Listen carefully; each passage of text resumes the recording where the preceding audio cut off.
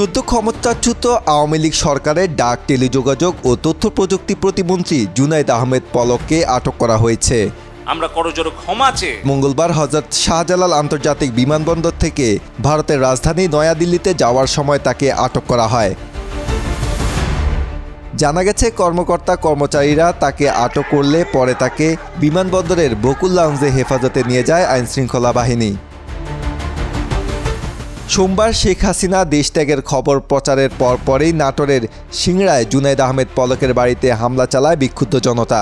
এদিন বিকেলে ৪টা নাগাদ সিংড়া উপজেলা সদরের গোডাউনপাড়ায় পলকের বাড়িতে জনতা আগুন জ্বালিয়ে দেয়। গত রবিবার বিকেলেই সপরিবারে দেশ ছাড়েন তিনি, এমন গুজব রটে যায়। এর আগে শুক্রবার ২রা আগস্ট বিকেলে দেশের ৫ কোটি শিক্ষার্থীর কাছে করজোড়ে ক্ষমা চান তৎকালীন ডাক, টেলিযোগাযোগ ও তথ্য প্রযুক্তি প্রতিমন্ত্রী জুনায়েদ আহমেদ পলক। আমাদের যদি কোনো ভুল হয়, অপরাধ হয়, তাহলে সেই ভুলের শাস্তি বা সংশোধনের সুযোগ আপনারা আমাদেরকে দিবেন। ২০০৮ সালে নাটোর ৩ আসন থেকে প্রথমবার সংসদ সদস্য নির্বাচিত হন পলক। এরপর থেকে ৩বার তিনি সংসদ সদস্য হয়েছেন।